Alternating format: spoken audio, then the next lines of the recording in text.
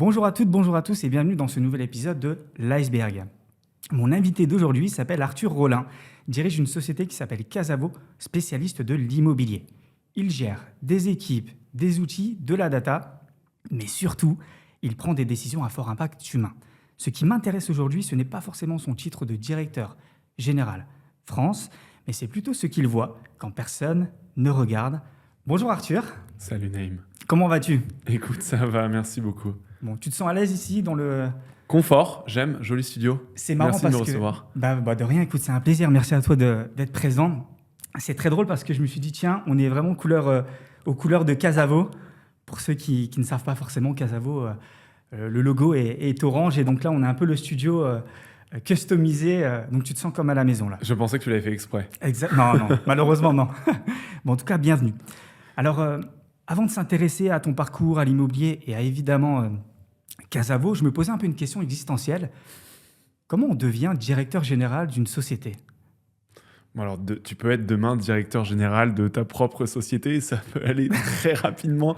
Donc tout dépend de la taille de la société. Et même moi, je vais être très humble. Casavo aujourd'hui, c'est un groupe qui emploie une 50aine de personnes, une 20aine en France. Donc derrière, ça va être des cheminements. Pour moi, la chose peut-être la plus importante, c'est directeur général, c'est avoir malgré tout cette volonté de mener des gens et prendre des décisions, et notamment prendre des décisions parfois rapidement. Ça me semble être deux des choses qui sont primordiales, peu importe la taille de l'entreprise, qu'elle soit très petite ou très grande. Et du coup, on commence par quoi quand on prend un poste avec de telles responsabilités ? On commence par quelle tâche ? Alors dans mon cas, ce que j'ai tendance à prioriser, c'est de faire beaucoup de terrain, faire beaucoup d'écoute. Pour plusieurs raisons. D'abord, ce que je veux éviter, c'est les faux échos. Donc, tu vois, les échos, par exemple, des équipes de management. Je veux être sûr d'avoir des retours de toutes les strates et de tous les niveaux. Et donc, j'ai plutôt tendance à partir du plus proche possible du client final, voire même du client final quand c'est possible. Donc, dans mon cas, c'est ce que je priorise. Donc, tu vois, typiquement, quand j'ai pris mes fonctions, donc c'était en janvier de l'année 2025, ça fait 1 an, ce que j'ai commencé par faire, c'est faire un tour de France. Je suis allé visiter l'ensemble de nos bureaux, partout en France, l'ensemble de nos équipes, et j'ai vraiment pris le temps. Alors, j'ai pas nécessairement discuté avec nos 150 conseillers immobiliers, mais je les ai, franchement, je pense presque tous rencontrés et j'ai eu beaucoup d'échanges. Ouais. Donc, tu as commencé un peu par aller voir un peu tout le monde, et te faire connaître et créer du lien, j'imagine. Créer du lien, commencer à raconter son histoire, mais je pense que c'est une période où le but, c'est pas tellement de parler, c'est d'écouter. Ouais. C'est vraiment de prendre du feedback, de prendre des retours, de comprendre. Et pour moi, une des raisons aussi pour laquelle je commence comme ça, c'est une petite triche de ma part, mais c'est que ça me donne plein de billes pour aller chercher ce que j'appelle des quick wins, des petites victoires. D'accord, ok. Parce que parce que potentiellement, on va me donner plein de petites idées de choses que je peux potentiellement fixer assez rapidement. Ouais. Et donc, très rapidement, gagner de la crédibilité auprès de mes équipes ou de mes clients ou de mes collaborateurs. Donc, c'est aussi dans cette optique-là. Très bien. Non, mais c'est intéressant. Et du coup, alors je reviens un petit peu en arrière sur peut-être un peu ton parcours, mais avec le recul, qu'est-ce qui t'a le mieux préparé à prendre ce job avec de telles responsabilités ? Je pense que, écoute, moi, ça fait une 15aine d'années que je travaille maintenant, et je pense que c'est un petit peu un mix de toutes les expériences que j'ai vécues.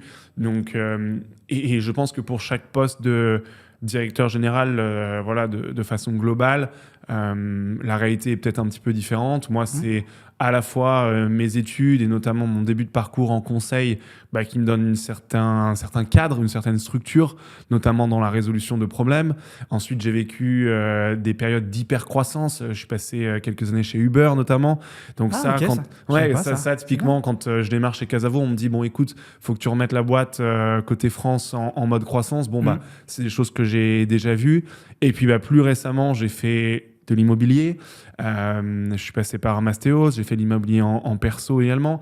Donc, D'accord. tu vois, c'est un petit peu un mix de tout ça, avec des jobs de plus en plus opérationnels, avec un niveau de prise de décision qui est de plus en plus important.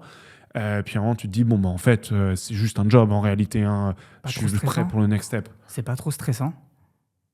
Tu ressens pas trop, toi, la pression, le poids du... Parce que moi, quand j'entends directeur général, c'est un titre assez prestigieux, finalement.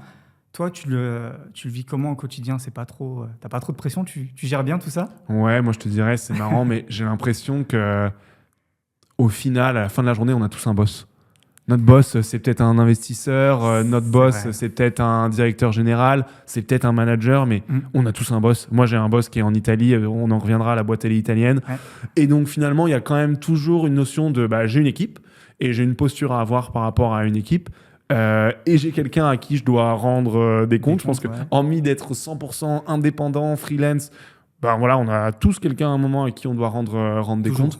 Et donc, non, en tout cas, puis je pense que c'est peut-être aussi un des traits qui fait qu'on a envie ou pas d'accéder à ce genre de métier et de position.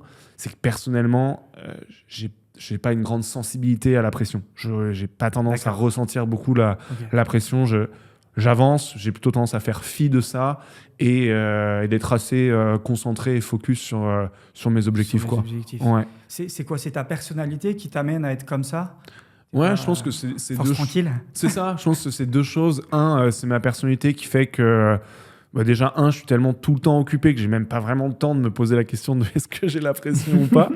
Et puis Ok. deux, j'ai mes échappatoires, je fais énormément de sport.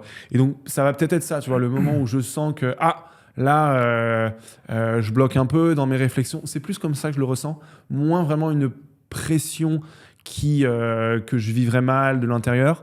Plus, ok, là, je suis en bon français, en overload, là, je surchauffe, j'ai besoin de sortir, d'aller De prendre une relâcher marche, de et me relâcher. déconnecter. Et c'est plus ça, mon échappatoire, pour derrière relancer un peu la machine. Très bien. Bah, écoute, je prends tes conseils parce que je fais pas assez de sport en ce moment. Donc, Ça aide. Non, en vrai, moi, c'est un truc que je répète même Ouais, à nos c'est conseillers important. immobiliers. Ça aide énormément et ça permet de voir plus clair, ça permet d'être plus concentré. Et moi, je sais, quand je bloque, il y a deux choses. Hein. C'est la bonne nuit de sommeil Ouais. et le footing d'une heure. En général, l'un des deux va me donner la bonne réponse. Bon, bah, attends, mais merci. Retenez ça, ça peut être intéressant. On va s'intéresser un peu plus près à Casavo. Si tu devais expliquer Casavo à quelqu'un qui ne connaît rien à l'immobilier, qu'est-ce que tu lui dirais? Donc, Casavo, en très simple, c'est le réseau immobilier qui va vous aider à vendre votre bien de la façon la plus simple possible. C'est né de l'idée qu'une transaction immobilière, ça venait avec pas mal de stress, avec pas mal de complications, avec pas mal de paperasse, beaucoup d'étapes, beaucoup d'intervenants. Notre approche, c'est d'amener le meilleur de l'humain et de la technologie pour simplifier et fluidifier la transaction immobilière. Ok. Et donc, tu parles de technologie. Tu peux peut-être un peu développer. On parle peut-être d'IA, c'est ça, intelligence Un petit peu. artificielle. Ouais, c'est évidemment un virage qu'on prend. Casavo, c'est une entreprise qui a 7 ans aujourd'hui et qui est un des rares réseaux immobiliers à avoir développé sa propre technologie. Sa technologie, le premier client ou le premier utilisateur, avant même de penser au vendeur ou à l'acheteur, c'est nos conseillers immobiliers. C'est eux nos premiers utilisateurs. C'est-à-dire Pour eux, les personnes de notre réseau qui vont être les personnes qui vont faciliter les transactions immobilières, qui vont prendre vos biens, vous aider à les vendre, on les équipe avec les meilleurs outils pour qu'ils soient aussi efficaces que possible. Aussi efficace, ça veut dire aussi efficace dans leurs tâches au quotidien. Par exemple, publier une annonce, vraiment le plus simple. Donc, typiquement, là-dedans, on peut mettre un peu d'IA, un peu d'automatisation, un outil qui a une expérience utilisateur qui est belle, qui est agréable. Donc, voilà, c'est sur cette partie-là, sur cette partie productivité. Et puis, sur la partie visibilité. Quand vous allez vendre un bien, vous voulez que ce bien soit aussi visible que possible. Carrément. Donc, nous, via nos outils, on va leur permettre de faire, par exemple, de réserver un photoshooting, d'améliorer leurs photos, de faire un petit film, un montage. Derrière, on va publier ça sur un maximum de plateformes de diffusion pour que le bien ait un maximum de visibilité. Et puis derrière, on a plein d'autres choses. On a un CRM qui est intégré, des prospects acheteurs qui peuvent se positionner, etc., etc. Ok, très bien. Et donc, du coup, aujourd'hui, si moi, je souhaite vendre un bien ou Plutôt, on va se focaliser sur la partie vente. Oui. Comment je dois faire? Je vais sur votre site, Mhm. Casavo. D'ailleurs, Casavo, ça n'a pas une connotation très française, c'est italien de mémoire. Ouais, Donc ça fait 7 ans que ça existe. Oui. Donc ils ont commencé en Italie. tout à fait. Et ça fait combien de temps que vous êtes en France? Alors, l'histoire de Casavo, c'est une entreprise, tu l'as dit, qui a 7 ans et qui, à l'origine, avait un business model un peu différent. Le business model de Casavo, à l'origine, c'est ce qu'on appelle l'e-buying. Et l'idée, Buying, d'accord. l'e-buying, exactement, c'était de se porter acquéreur de votre bien en direct. Donc là, il y avait vraiment une notion de Ah oui. écoute, Naïm, tu vends ton appartement. Ben moi, je ne vais pas juste être un intermédiaire, comme un intermédiaire immobilier classique. Je ne vais pas juste te le vendre, je vais te l'acheter. C'est un gain Et de temps. évidemment, c'est un gain de temps énorme, c'est une plus-value, il y a vraiment une proposition de valeur magnifique. Ça marchait très très bien quand l'argent était moins cher. Tu es bien passé pour le savoir, l'argent Vraiment. coûte beaucoup plus cher. Il a coûté Malheureusement. très cher en 2023-2024. Et Ouais. pendant cette période, Casavo a pivoté vers un modèle qui était beaucoup plus léger en termes de structure de coûts, qui est donc notre modèle actuel, avec ce qu'on appelle un réseau de mandataires, de Ok. conseillers immobiliers. Et c'est ce qui nous amène aujourd'hui à être environ 150 agents, 160 en France, une centaine également en Italie, puis avec des ambitions de continuer à se développer. C'est pas mal ça, ce système d'e-buying comme ça, où vous pouviez acheter le bien. Oui. Forcément, il devait avoir une décote forte. Exactement, tu as la décote qui C'est un est échange de liée. bons procédés, quoi. Tu rends le bien plus liquide en fait, sur un marché qui est très illiquide, qui est le marché de l'immobilier, où Ouais. il faut des mois et des mois pour vendre. Processus Là, tu assez arrives long, avec. ouais. Exactement, processus assez Exactement. long, particulièrement en France.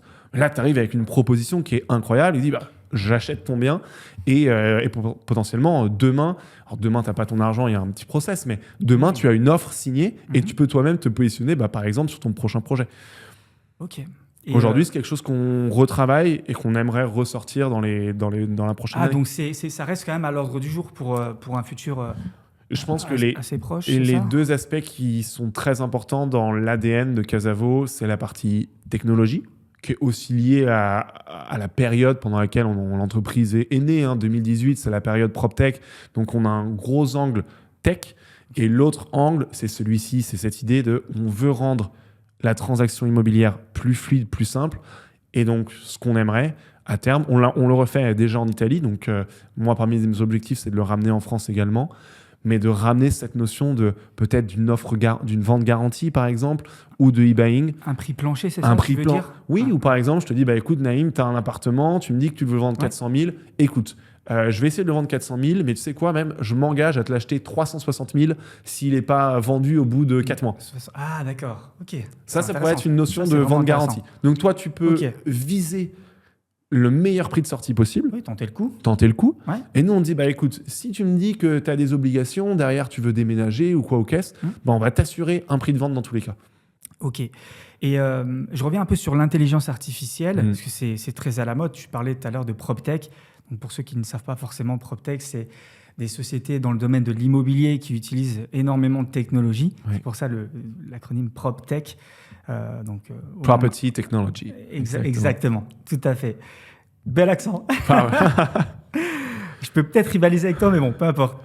Je reviens, excuse-moi, je me perds un petit peu. Donc, du coup, par rapport à l'intelligence artificielle, donc c'est très à la mode. Est-ce que c'est... Alors, je vais peut-être aller à contre-courant, mais est-ce que ça peut parfois refroidir des vendeurs, le fait d'avoir de l'IA et de se dire, OK, est-ce qu'on ne va pas manquer un peu d'humain? Parce qu'on sait que l'IMO, c'est principalement c'est de l'humain. Si, et même, je te dirais, en toute honnêteté, c'est même aussi parfois ce qui fait peur à nos conseillers immobiliers qui se disent est-ce que ça va éventuellement me remplacer? Sous quelle mesure? Qu'est-ce que ça veut dire pour moi? Est-ce que je vais encore aimer mon rôle demain s'il y a trop d'IA? Là, le travail que nous, on fait, c'est d'embarquer les conseillers dans tout notre aspect recherche et développement et innovation. Et donc, c'est avec eux qu'on met en place les features, les fonctionnalités produits de notre outil. Donc, on décide avec eux des priorisations. Pareil, il y a peut-être des choses qui sont plus prêtes, entre guillemets, à être acceptées que d'autres. Je te donne un exemple. Avec l'IA, on peut aujourd'hui assez facilement automatiser des relances clients. Typiquement, je pourrais tous les 3, 4, 6 mois, t'envoyer un petit WhatsApp et dire Naïm, au fait, tu avais pris contact pour une visite, ça s'était bien passé, tu n'étais pas positionné, j'avais pris tes critères, est-ce que ça a évolué? Est-ce que tu cherches encore? Avant, ça, un CRM le faisait, mais c'était un email, c'était froid, tu avais un formulaire. Maintenant, je peux t'envoyer un WhatsApp, avoir une vraie discussion. C'est ça. Ça, potentiellement, c'est acceptable, ça se fait par message écrit, c'est un échange, tu sentiras pas trop que c'est un agent. Ouais. Et aujourd'hui, les agents, honnêtement, ils sont excellents. Ça peut bien se faire. Quelque chose qui est un petit peu plus loin, sur lequel on travaille aujourd'hui, c'est là, tu appelles, tu veux prendre un rendez-vous pour une visite. D'accord, donc moi demain j'appelle. T'appelles Okay. et c'est un agent qui répond, un agent IA. Ah ouais? Qui dit bonjour, oui, bonjour, c'est Naïm. Ok, Naïm, vous voulez prendre un rendez-vous? Ok, je suis en train de regarder l'agenda du vendeur. Parce que nous, nos agendas sont tous en ligne. Nos agendas agents et nos agendas vendeurs. D'accord. Le vendeur a une plateforme auquel qu'on lui met à disposition. Et donc, potentiellement, on pourrait tout à fait avoir, et on le teste aujourd'hui, cette discussion 100% en IA. Tu l'as testé, excuse-moi. Oui, évidemment, on teste et ça passe très bien. C'est passionnant. Quoi. Ouais, ça passe très bien. C'est-à-dire que tu avais quelqu'un au bout du fil. C'était quoi? Une voix robotique? C'était naturel? Tu choisis ta voix. Non, aujourd'hui, tu peux choisir, choisir complètement ta voix. Non, tu peux choisir ta voix. Donc, il y a encore des imperfections. Évidemment. Mais ce qui est intéressant, et on le voit quand on fait des tests avec des agents, nos conseillers immobiliers, justement, on est tous frappés par cet imaginaire de la boîte vocale pour aller au prochain menu, taper 2 pour revenir en arrière. On n'en peut plus de ça. Exactement. On n'en peut plus, ça nous a traumatisé, ça a traumatisé une génération. La réalité, tu verras, on fera le test ensemble. Carrément. Tu appelles, on pourra passer, ouais. tu t'en rends à peine compte. Tu t'en rends à peine compte. Donc là, c'est fonctionnel en interne, c'est ça? Alors celui-ci, typiquement, on est en train ça fait déjà quelques semaines qu'on le teste. Okay. Et justement, là, c'est un exemple où on doit travailler sur l'acceptabilité. Parce qu'encore une fois, nous, nos premiers clients, en réalité, c'est nos conseillers. C'est contre-productif pour moi de lancer une nouvelle fonctionnalité qui n'est pas adoptée. Donc, oui, ça sert à rien. Ça n'a aucun intérêt. On perd du temps de nos développeurs, etc. Carrément. Donc, on bosse avec eux, avec nos conseillers là-dessus. On a ce qu'on appelle des champions, donc des mecs qui sont plus peut-être aptes à adopter ce genre de technologie. On fait les tests avec eux, ils aiment, ils en parlent dans leur équipe. On prend une zone test, par exemple. Ok, on sait que l'équipe Île-de-France, elle a plutôt tendance à aimer l'innovation. On lance avec eux. Et en fait, quand les gens commencent à en parler de façon positive, on sait qu'on est prêt et qu'on peut lancer à tout le réseau. C'est rare, sur des gros développements comme ça, c'est rare qu'on lance à tous nos conseillers d'un seul coup. Du coup, tu parles d'Île-de-France, je rebondis rapidement. Vous êtes présent sur tout le territoire ou c'est encore localisé aujourd'hui? Il y a des localisations dans lesquelles on est un petit peu plus fort et plus présent. L'Île-de-France, la région PACA, donc Paris, le Rhône-Alpes. Dans l'ensemble, on a vocation à être partout, puisque nos agents ils sont indépendants. Après, il y a quand même une vraie notion de l'immobilier seul, c'est difficile. Et donc, on aime mieux créer des noyaux durs et développer à partir de ça. C'est très intéressant. Et d'ailleurs, on en reparlera tout à l'heure de cette notion-là de solitude. De solitude, entre autres, parce que c'est un sujet vraiment important, surtout quand on est indépendant. Alors, petite question, sans vouloir, c'est pas pour forcément, en toute bienveillance, tacler les concurrents, mais selon toi, qu'est-ce que vous faites que les autres font mal ou font pas aujourd'hui dans votre proposition de valeur? Je vois que la tech avec l'IA, elle est vraiment elle est bien assez présente. Mais est-ce qu'il y a quelque chose de particulier de chez vous, vraiment une touche, une marque de fabrique Casavo qu'on peut ne pas retrouver ailleurs? Honnêtement, j'ai pas envie de te faire un discours marketing. La réalité, c'est que le marché immobilier, il est ultra fragmenté aujourd'hui. Il y a énormément d'acteurs. C'est notamment lié au fait que finalement, démarrer un réseau immobilier demain, c'est pas si compliqué que ça. Et si je suis très honnête, la réponse, c'est que c'est un mix d'ingrédients, c'est une recette totale qui va faire qu'on ait le réseau qu'un conseiller immobilier va choisir.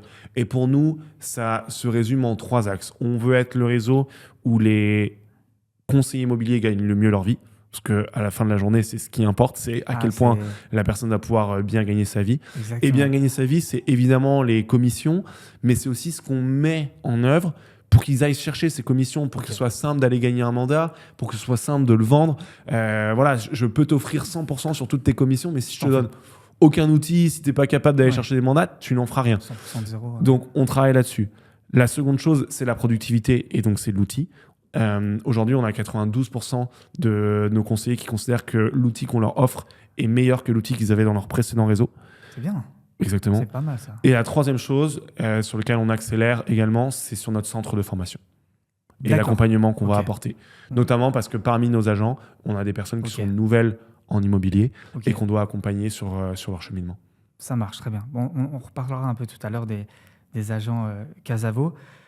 Question bête un peu, mais pardonne-moi ma naïveté, mais l'idée c'est de parler aussi à tout le monde. C'est le particulier qui vend avec Casavo, ils sont comment aujourd'hui en 2025? Le vendeur est dans quel état d'esprit? Il est stressé, pressé, perdu, ou alors confiant? C'est quoi un peu le retour d'expérience terrain Ouais, que tu bien as? sûr. Bon, déjà, on va parler chiffres. Hein. On va parler chiffres pour rester pour commencer par le concret et après, on ira sur ce qui est peut-être un petit peu plus subjectif. Les chiffres, c'est 2020, 2021, on a un marché qui est hyper euphorique. On est sur 1,2 million de transactions. Tu le sais, ça part dans tous les sens, tout se vend. Tu mets ton bien en vente, tu as à la limite plusieurs offres et on n'est pas loin d'être sur une escalade des prix. Ouais. OK, 2023, 2024. Les taux augmentent, on passe à 750 000 transactions en France, donc on est sur un marché qui est presque divisé par Presque deux. par deux, ouais. Exactement, c'est ce qui est énormissime. Là, les vendeurs, il s'est passé quelque chose sur ces années-là, c'est qu'on a eu deux catégories de vendeurs. La catégorie de « je n'ai pas le choix, je dois vendre » et donc je me résigne. Type divorce, Par succession, exemple, décès. C'est une des particularités de l'immobilier, ça peut jamais complètement s'arrêter parce qu'il y a des choses qui font que La vie. Exactement, que la vie. Et puis, tu as l'autre partie qui est celle qui hold, donc qui se tient à sa position et qui dit « Je ne vendrai pas cet appartement tant qu'il ne vaudra pas autant que la valeur que je l'ai acheté. Ok. » Bon, il y en a qui vont attendre... Il est qui résilient. peut-être Il faut être exactement. résilient. En 2025, il y a certains de ces profils qui ont retrouvé une équation financière où ça refaisait sens de vendre. Parce que les prix se sont remis à augmenter un petit peu. Ouais, ça reprend un peu là. Ça a repris un peu, tu Ouais. vois, sur le dernier rapport des notaires, je crois qu'on est à plus 0,7% en moyenne en France. Donc ça a repris. Et aussi parce qu'on a des acheteurs qui sont revenus. Donc quand on est à 3% sur nos taux 20 ans, Ouais. bon, bah, on récupère quelques acheteurs versus lorsqu'on était à 4, 4,5%, Exactement. où là, en termes de pouvoir d'achat immobilier, on avait perdu une certaine partie de la population. Donc on a retrouvé des acheteurs. Et donc, je pense qu'aujourd'hui, le vendeur, est un tout petit peu moins gourmand qu'il l'a peut-être été en 2023, 2024, parce que ça y est, OK, il a accepté que... Prise de conscience. Voilà, et puis, tu sais, c'est un peu, moi je dis toujours, c'est l'histoire qu'on se raconte le dimanche. C'est-à-dire que dans ces années-là, il y a 2-3 ans, le dimanche, j'étais toujours, mais toi, t'as fait combien de plus-value Ah oui, sur la tu vente de bombais ton le torse, appart hein. Ah, Ouais, tu carrément. bombes le Mais torse. carrément. Exactement. C'était valorisant. Et puis, bah là, depuis 2-3 ans, je m'en suis sorti. C'est Et ça. voilà. Donc, on a entendu ces messages-là. Les médias ont beaucoup aidé aussi à expliquer. Du côté des professionnels, on a aussi fait beaucoup de pédagogie. Donc, je pense que là, on est sur un marché, entre guillemets, qui est neutre. C'est-à-dire, il n'y a pas d'emballement, il n'y a pas d'euphorie. Et en même temps, on a repris un rythme de croisière cette année. On va finir à 940 000, 950 000 transactions. C'est pas mal. C'est vraiment pas mal. Pour Sur le coup. un long historique, c'est vraiment pas mal. Ouais, ouais. C'est vraiment pas mal. Et donc oui, les vendeurs sont là. On aimerait qu'il y ait un peu plus d'acheteurs. Et je pense que malgré tout, il y a quand même un niveau global, un sentiment global de confiance qui n'est pas au plus haut et qui malgré tout continue encore de « Ah, j'achète pas, je me lance pas ». Voilà, c'est des choses qui peuvent encore ralentir des acheteurs. Selon toi, c'est le contexte politique qui... Oui, enfin voilà, malgré tout, il y a des guerres, il y a eu de l'inflation. Un petit peu morose, quoi. Ouais, c'est ça. Le mood n'est pas top. Voilà, sur l'IA, il y a du très positif, mais en même temps, on entend des grosses boîtes qui disent j'aurais plus besoin de recruter autant. Donc, malgré tout, il y a quand même et particulièrement en France où... Enfin, moi, j'ai vécu un peu dans d'autres pays et j'ai toujours cette impression qu'en France, on est toujours un petit peu plus côté pessimiste que côté optimiste. Et Je te l'accorde. Ouais. Et donc, je pense que voilà, il y a quand même ce côté-là de en fait, ce qu'on observe nous, professionnels de l'immobilier, c'est si un acheteur aujourd'hui hésite, il ira plutôt vers le non. Ce qu'on observait il y a 3 ans, c'est D'accord. un acheteur qui hésite. Pardon. de par l'environnement, de par le contexte, il aura plutôt tendance à aller vers le oui. Aujourd'hui, il a plutôt tendance à aller vers le non. Donc, il faut espérer peut-être, c'est mon métier de courtier là qui prend le dessus, c'est une baisse allez, qu'on soit allé à 2,50 et je pense que là, ça peut renverser la tendance. Question, encore une fois, question un peu bête, mais qu'est-ce que les particuliers qui mettent leurs biens en vente sous-estiment le plus ? Bonne question. Je pense que ce qu'ils sous-estiment le plus, c'est la difficulté à donner de la visibilité à leurs biens. Et typiquement, nous, comme tout réseau immobilier, ça nous arrive très fréquemment de récupérer des biens à la vente qu'un particulier comme toi et moi a essayé de vendre pendant 1 mois, 2 mois, n'a pas réussi, etc. Bon, tu creuses un peu, puis tu regardes, oui, il avait mis son bien tout seul sur Le Bon Coin ou tout seul. Classique, voilà. Ouais. À la limite, il a poussé un peu plus, il l'avait aussi mis sur Gens de Confiance, puis ça s'est arrêté là. Bon, tu vois, nous et comme d'autres professionnels, on va le diffuser sur 25 plateformes. Et en fait, aujourd'hui, c'est obligé. Dans un marché où il y avait énormément d'acheteurs, peut-être que tu pouvais te permettre d'aller sur la plus grande plateforme et te dire ça suffira. Ça tombe du ciel, quoi. Ça tombera du ciel. Ouais. Mais aujourd'hui, l'acheteur, il faut se démarquer. En plus, le jeu des plateformes, il est quand même plus compliqué. Il y a des boosts, il y a de la visibilité, il y a du SEO. Donc tout ça, c'est des optimisations à faire. Et je pense qu'on sous-estime. Et moi, je vois passer les factures chaque mois, donc je sous-estime pas du tout. Ça coûte de l'argent. Hein. Ça coûte énormément d'argent. On sous-estime le montant nécessaire pour aller gagner de la visibilité sur une annonce immobilière. Parce que c'est vrai que parfois, j'entends souvent ce discours où les vendeurs disent il a juste mis sur Le Bon Coin ou Se Loger, mais il s'embête pas, etc. Ouais. Sauf que derrière, c'est un coût, Ouais. et deux, il n'est pas forcément que sur les plateformes classiques. Qu'est-ce que tu en penses, toi, Non, j'allais juste te rajouter, il y a ça, et puis tu as même, je te donne l'exemple de ma base d'acheteurs. Okay. Nous, on a une base de plusieurs dizaines de milliers d'acheteurs, mais même cette base-là, donc potentiellement demain, tu vas mettre ton appartement en vente avec Casavo, je vais te trouver l'acheteur demain, ou la semaine prochaine. Tu vas me dire, Arthur, ça a été trop simple, ça t'a rien coûté, tu as eu à peine le temps de publier, tu avais publié. Je dis, mais ça m'a pris des années et des milliers d'euros d'investissement pour créer cette base que je relance, que je retravaille. Et ça, parfois, ça, on oublie que ça a de la valeur. Alors que nous, c'est un peu nos trésors de guerre. C'est intéressant. C'est vraiment pertinent ce que tu dis, parce que ça, on ne le voit pas forcément de l'autre côté, quand on est de l'autre côté de la barrière. Ouais. On voit toujours les choses par rapport à notre propre prisme. Et c'est vraiment, vraiment intéressant. Qu'est-ce que tu penses, toi, des réseaux sociaux ? Aujourd'hui, on voit beaucoup d'agents immobiliers. Ouais. J'en ai vu quelques-uns aussi chez Casavo qui commencent à faire du contenu. Est-ce que, selon toi, maintenant, ça va être un axe de développement peut-être chez vous, où vous y pensez, vous dites, OK, là, il faut qu'on mette le paquet parce que... Ouais, c'est sûr que c'est un axe de développement. Ça a été une de nos priorités cette année et on a eu des super beaux résultats sur les réseaux sociaux. Pour te dire, nous, sur une année, on fait des ventes et des recrutements grâce aux réseaux sociaux. Ah bah oui, c'est double... Absolument. Okay. Et ce qui marche le mieux, en toute transparence, ce n'est même pas les miens. Enfin, je veux dire, ce ne sont même pas ceux de Casavo, la marque Casavo. Ce sont ceux de nos agents. Ah oui. Parce qu'évidemment, ça parle tout de suite. Ça parle directement à l'humain, ça parle directement à la personne qui va les regarder. Donc, nous, on les encourage à le faire. Je dirais que la partie la plus compliquée là-dessus, c'est qu'évidemment, comme on le disait, c'est un marché fragmenté de nouveau. Il y a du monde sur l'immobilier.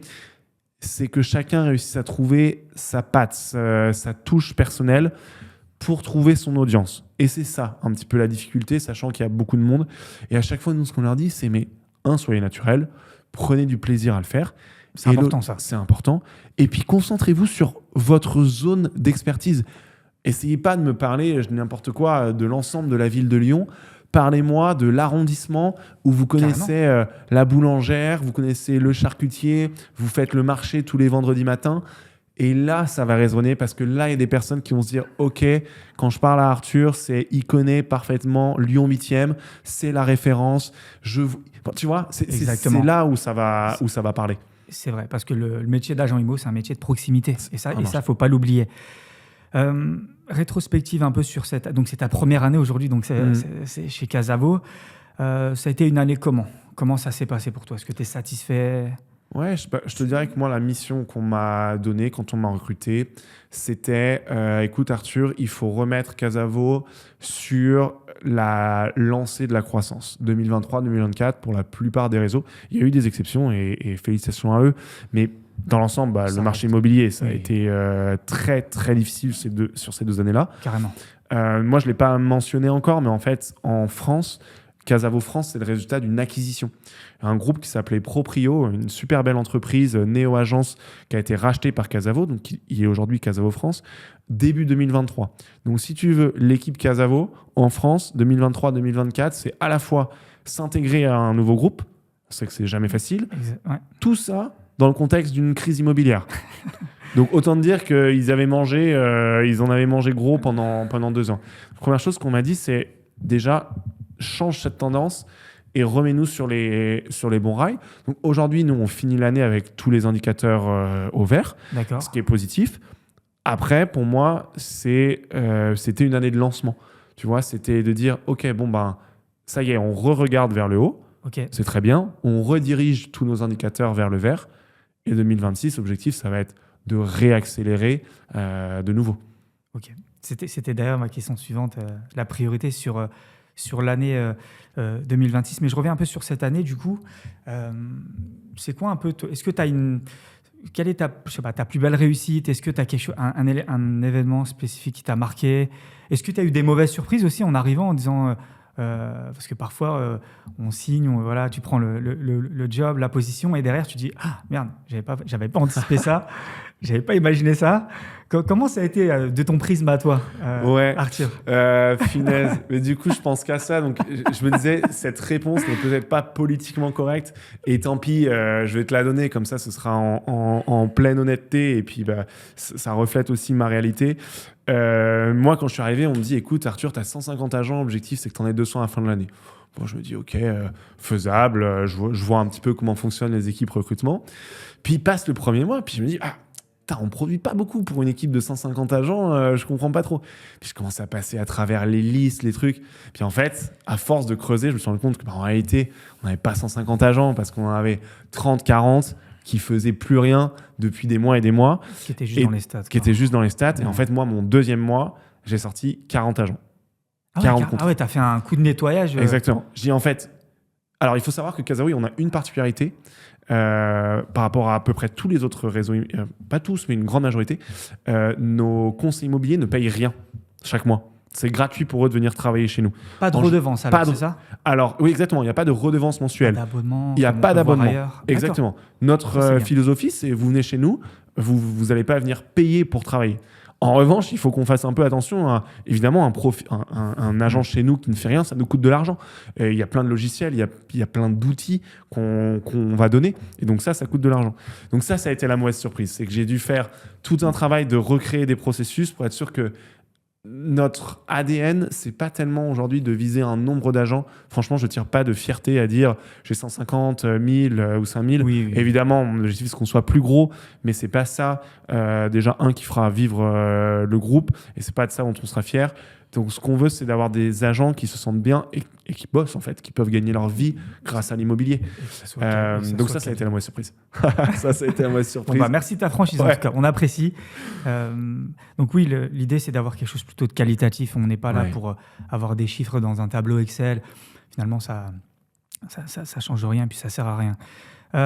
Dans tout ça, on parle beaucoup, donc on a beaucoup parlé de Casavo, mais donc, au quotidien, ce sont les agents qui incarnent tout ça, finalement, sur le terrain.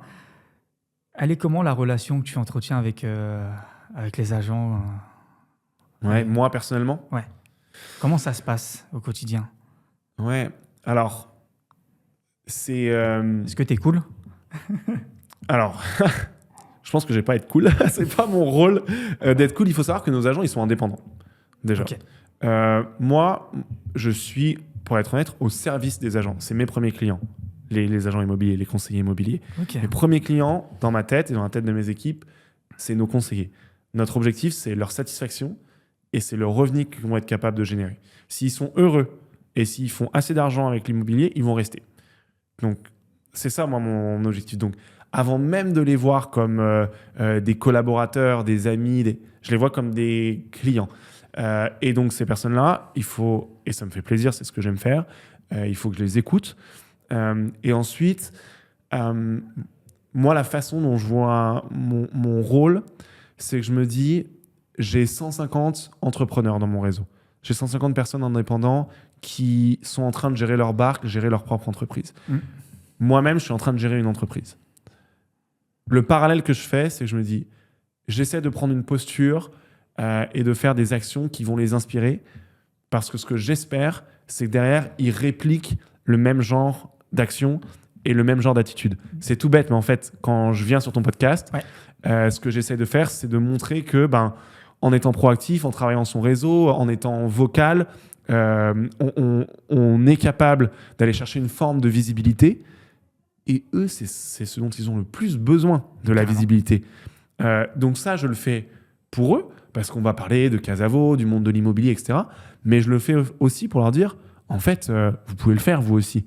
Je ne suis pas quelqu'un de spécial. Oui. Donc, à votre niveau, vous pouvez. Alors, ce n'est pas nécessairement un podcast, peu importe. Mais vous avez tous la capacité d'être votre propre chef d'entreprise, d'innover, d'essayer des choses, d'être dans l'action. Exactement. Et c'est ça, moi, que j'essaie de leur montrer. Tout à l'heure, on parlait de sport et je te disais, en fait, moi, je le dis à nos agents que je fais du sport. C'est pas pour leur dire, j'ai fait 10 km ce matin, c'est trop chouette. C'est parce que le message indirect que je veux leur faire passer, c'est essayer de faire du sport. Parce que peut-être que ça va vous aider. Peut-être que quand vous sortez de 10 visites à la chaîne, que vous n'en pouvez plus, allez courir un coup, allez faire une séance de yoga, je sais pas. Et peut-être que ça va vous aider à être encore plus performant. Cette recette, elle marche pour moi, elle marche peut-être pas pour tout le monde, mais c'est ça que je leur partage. J'ai envie de leur partager des éléments que je considère comme des éléments possibles de réussite et qu'ils les essayent. Et donner l'exemple finalement. Exactement. C'est quoi le point commun entre les agents qui réussissent ? C'est quoi le point commun de tout, le dénominateur commun des personnes, que ce soit dans l'immobilier en général, mais toi tu le vois plus, pas forcément au quotidien chez Casavo, bien sûr.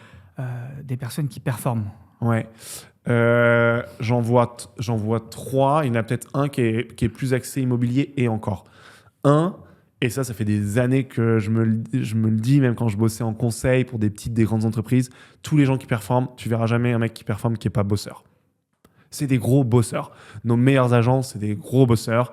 Tu les vois toujours sur les réseaux à faire des visites. Quand moi je les appelle, ils sont toujours dans leur voiture. Ils taffent comme des malades. Donc ça, c'est la première chose et c'est vrai partout. C'est vrai absolument partout. La deuxième chose, qui n'est pas vrai que dans l'immobilier, c'est les gens qui prennent des risques, qui investissent. À un moment, il faut oser sortir de sa zone de confort, essayer, mettre un peu d'argent aussi sur la table pour se différencier. Notre meilleure performeuse cette année dans le réseau Casavo, une des choses qui a fait qu'elle a bien fonctionné, mais il y a plein d'autres choses, c'est qu'elle a des réseaux sociaux qui fonctionnent hyper bien. Et tout le monde dit « elle a trop de la chance ». Elle n'a pas trop de chance. Elle a commencé de zéro, j'imagine. Déjà, elle a commencé de zéro. Et puis, chaque mois, en fait, elle a décidé d'investir et d'avoir l'aide d'un community manager. En fait, c'est pas moi qui lui paye son community manager. C'est son investissement à elle. Et cette année, ça lui a rapporté, je pense, pas loin d'une dizaine de mandats. C'est pas mal. Exactement. Et 3 recrutements dans son équipe. Ah d'accord, parce qu'on peut recruter également Dans son cas, elle est en plus chef d'équipe, donc elle est capable de recruter. D'accord. Exactement. Elle a des responsabilités. Elle a des responsabilités. Donc voilà. C'est intéressant, c'est bien. Donc prise de risque. Et puis je pense que la dernière chose, c'est il faut quand même avoir un entre-genre, une appétence commerciale. Et ça, je trouve ça vrai dans l'immobilier, évidemment. Mais même, par exemple, tu vois, pour un directeur général ou pour... dans le monde, on doit toujours se vendre, en fait. Un entretien, c'est se vendre. Quand tu es sales, tu vends. Quand tu es directeur général, tu vends une vision. Quand tu es politique, tu es toujours en train de te vendre toi, ta vision ou ton produit. La vie est un job commercial. La vie est un job commercial. Et donc, je pense que c'est la 3e chose qu'ils ont à peu près tous en commun. Il faut juste tenir ses promesses, à moi. Ça, c'est sûr. Après, en tout cas, moi, c'est mon mantra. C'est ta réputation. C'est important. 100%. Et à contrario, qu'est-ce qui fait qu'un agent ne réussit pas ? Est-ce que tu as des agents, toi, où tu disais que tu avais fait un peu de... Pas de ménage, mais un peu de tri, dirons-nous. Qu'est-ce qui fait qu'un agent ne réussit pas ? Est-ce que parfois, on a beau travailler, être vraiment focus, mais ça ne prend pas ? Tu as des cas comme ça ? Alors, non. Je pense que la base... J'ai évidemment des cas qui ne réussissent pas. Ok. Mais je ne crois pas avoir de cas qui travaillent fort et qui ne réussissent pas. Pour le coup, Faire de l'immobilier, je m'inclus dedans, c'est pas faire décoller une fusée. Donc, à partir du moment où on bosse, on mouille le maillot, on est sur le terrain, on va à la rencontre des gens, on tient ses promesses, on est honnête. Honnêtement, on est assez rapidement capable de faire des affaires, de faire des ventes, de se différencier. Donc ça, c'est pour le coup un dénominateur commun où, évidemment, en cas d'absence, à peu près impossible d'être un top performer. En revanche, à partir du moment où tu as ce point-là, difficile. Non, je pense que voilà, des raisons d'échec, ça va être le manque de travail. Plus fréquemment, en fait, parce que manque de travail, c'est bien beau à dire, mais c'est pourquoi il y a un manque de travail. Et en général, c'est un manque de motivation. Soit parce que on n'aime en fait pas le métier. Nous, un truc qu'on voit beaucoup, et ça a été notre bataille et ma bataille toute cette année, c'est, tu sais, toutes ces personnes qui arrivent en se disant j'ai vu de l'immobilier sur Insta, ça a l'air top.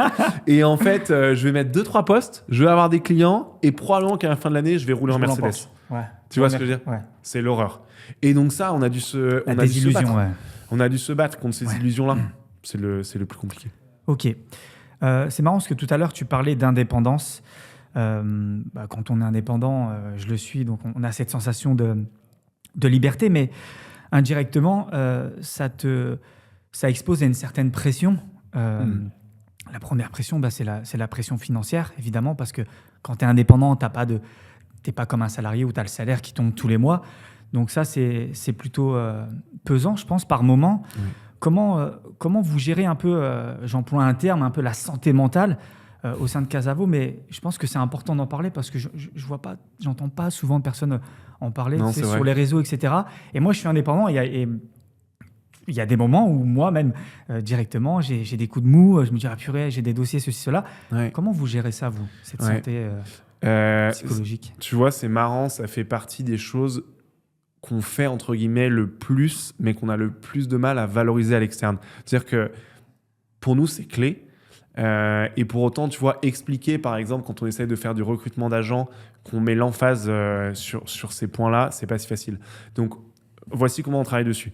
La première, et c'est un de nos mantras, c'est qu'on dit chez nous, on veut qu'un agent immobilier, un conseiller immobilier soit indépendant, mais jamais seul. Et ça va se concrétiser de plusieurs manières. La première, c'est qu'à partir d'une certaine taille d'équipe, on va investir dans des bureaux où les gens peuvent se retrouver.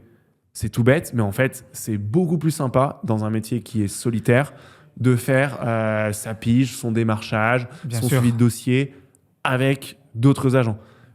On y voit aussi de la valeur, outre sur la rétention et sur la solitude, parce qu'ils vont être capables de partager aussi. Partager des dossiers, faire des ventes ensemble, etc. Donc ça, c'est les bureaux. Le second point, c'est qu'on va avoir des animateurs dans notre réseau. D'accord. Ces animateurs qui vont faire des points téléphoniques avec toi, qui vont organiser des réunions chaque semaine. Et ça, c'est clé. Participe qui veut, c'est complètement optionnel. En revanche, quand tu as un petit coup de mou, te connecter le matin à 9h, nous, on te met un peu de la musique pump it up, on te donne les dernières stats, ça te booste. Carrément. Tu vois, on essaie de tous venir avec le sourire, groupe, tout ça. avoir l'effet de groupe. Ils sont 60, 70 connectés et ça aide. Et la troisième chose qu'on essaie de faire, on en fait 2-3 dans l'année, c'est des challenges. On apporte un peu de gamification. Donc, on va leur dire, OK, sur le mois de juin, par exemple, le mois de juin en immobilier, c'est un assez bon mois, il fait beau. Limo, tout le monde exactement. Carrément. Et on va se dire, OK, allez, cette année, on fait gagner 1 000 € de chèque cadeau Airbnb à l'équipe ou à la personne qui va nous rapporter le plus de mandats sur le mois. Okay. Et puis, évidemment, dès qu'il y a un mandat, on va se mettre dans le petit groupe interne des petits emojis, et bam, bam, bam, let's go. Chaque semaine, OK, on en est où des classements? Et puis à la fin, go, soirée au bureau, on invite le gagnant, il vient à Paris, il nous montre un peu ses techniques pour gagner des mandats. Donc en plus, les autres, ils apprennent. Donc gamification, animation de réseau et bureau. OK. Je reviens sur le côté financier. Je reprends mon propre prisme à moi. Quand j'étais plus jeune, je voyais des agents IMO. Et je me disais, quand on est agent IMO, on gagne bien sa vie. On roule avec une belle voiture, on a une belle maison, etc. Concrètement, est-ce qu'aujourd'hui... alors, je prends l'exemple de Casavo parce que, évidemment, je suis avec toi, mais est-ce que tes agents, dans la globalité, vivent de leur métier? Est-ce qu'on peut bien vivre de ce métier, finalement? Alors, la réponse directe à est-ce qu'on peut bien vivre, elle est facile, c'est oui. On a plein d'exemples d'agents qui vivent très bien de l'immobilier. Ouais. La réponse moyenne, si je regarde la moyenne des revenus générés par des mandataires immobiliers, là, elle fait beaucoup plus mal. Elle fait beaucoup plus mal Pourquoi parce qu'elle est beaucoup plus basse. Aujourd'hui, alors évidemment, chaque réseau, c'est plus ou moins officiel, mais sur des réseaux de taille moyenne, on est en général sur un revenu moyen de 20, 22, 25 000 euros par an pour un indépendant. Ok. Encore une fois, c'est une moyenne, donc ça veut dire que tu as des gens en dessous. Des gens au-dessus. Voilà, la réalité, c'est que sur des réseaux, en général, tu considères que tu as un 30% qui fait pas grand-chose. 30% des agents d'inactifs. Oui, donc forcément, ça fait baisser la moyenne. Qui fait la moitié. Tu as un 30-40% qui est un ventre mou, qui génère, tu vois, une vente, 2 ventes. Alors pour certains, c'est juste un revenu complémentaire. C'est aussi parfois la beauté du système. Mais qui concrètement ne peuvent pas dire qu'ils vivent 100% de l'immobilier. Et donc, il te reste un 30, 25, 20% qui, eux, sont des vraies personnes qui carburent et qui vivent grâce à ça. D'accord. Ensuite, chaque réseau va avoir une stratégie différente et il n'y a pas de jugement par rapport à ça. Il y en a où il va y avoir plus de masse et donc peut-être un peu moins de top performers dans le lot. D'autres qui vont être sur des équipes plus petites. Chacun va trouver, si tu veux, sa recette et son mix. Mais moi, ce que je dis toujours aux agents, c'est que sur une industrie qui est peu réglementée, parce que c'est le cas aujourd'hui. Demain, tu veux devenir agent immobilier, tu postules chez moi, je te partage ma carte T, tu deviens agent immobilier. Donc, c'est pour moi ce que j'appelle une industrie peu réglementée et relativement ouverte. Et ben, tu vas avoir des menaces et des opportunités. Tu vois, tu reprends ton SWOT d'école de commerce. Ta menace, c'est qu'il y a plein de monde. Tu as plein de concurrents. Quand tu appelles quelqu'un, que tu fais de la piche, tu dis « Mais monsieur Naïm, vous n'avez pas encore vendu votre mandat. Vous êtes le 5e à m'appeler. Écoutez, ça, c'est le problème, c'est la menace. En revanche, quelle est l'opportunité ? C'est que tu as 3/4 des personnes qui font ça 1 mois, 2 mois, 3 mois, qui s'arrêtent. Donc ça n'aide pas la réputation du métier. C'est un autre sujet sur lequel il y a beaucoup de professionnels du métier qui bossent. En revanche, l'opportunité, c'est si tu bosses bien, c'est tout bête, si tu rappelles tes clients. Franchement, c'est fou. Le b.a.-ba. Mais le nombre de clients qui ne se font pas rappeler. Carrément. Moi, ce que je leur dis toujours, en faisant la base, vous allez déjà être meilleur que 75% des agents immobiliers. Donc faites-le et vous allez vous distinguer. Ça permet de se différencier automatiquement. Hyper rapidement. Et je le vois également dans le métier de courtier. Est-ce que tu as un agent qui t'a marqué cette année, ou une performance, une vente, on en a des belles histoires, on en a plein. On a eu des 2-3 très grosses ventes qui étaient sympas. Non, mais tu sais quoi, je vais juste te donner l'exemple, un exemple que j'aime bien, dont j'ai beaucoup parlé cette année en interne et qui fait le lien avec ce que je t'ai dit juste avant. Top. Il y a quelques mois, je lunch avec un ami à Paris qui me dit, dans la conversation, on me dit, moi j'essaye de vendre depuis un moment, j'ai pas de news, ça se vend pas. Bon. Je sens qu'il est à peine au courant de son propre projet immobilier. Si tu veux. Je dis, écoute, moi, si tu veux, je peux essayer de mettre un de mes conseillers IMO sur le truc. Ok, il me dit oui, ok. Du coup, je regarde son secteur. J'appelle mon directeur régional de Paris. C'était un bien sur Paris, dans la région. Il me donne le nom de la personne qui est le plus à même de le vendre. Une semaine après, cet ami me renvoie un SMS et me dit, écoute, projet vendu. Ce mec est incroyable. Fred est incroyable. Il s'appelle Fred. Salut Fred. Hello Fred. Hello Fred. Et moi, je suis un peu intrigué, tu vois, ça m'intéresse. Je le rappelle, je dis, mais pourquoi il est incroyable ? Écoute, il m'a tout de suite dit le vrai prix de mon appartement et il m'a rappelé à chaque fois que je l'appelle, il me rappelle. Et je dis, attends. Donc là, tu vois, moi, j'hallucine parce que je pensais qu'il allait me parler de mon outil, de la prise de rendez-vous en ligne, etc. Et je dis, mais pourquoi il est incroyable ? Franchement, il décroche toujours son téléphone. Les fondamentaux.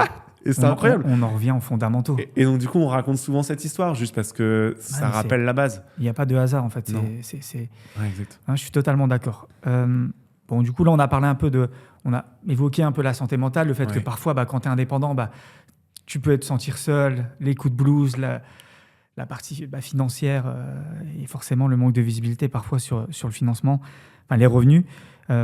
Qu'est-ce qui rend mentalement fort dans ce métier ? quand tu es agent IMO, qu'est-ce qui fait que tu vas devenir mentalement fort? C'est ça, je vais te redire d'aller courir. Non, je pense que chacun doit trouver.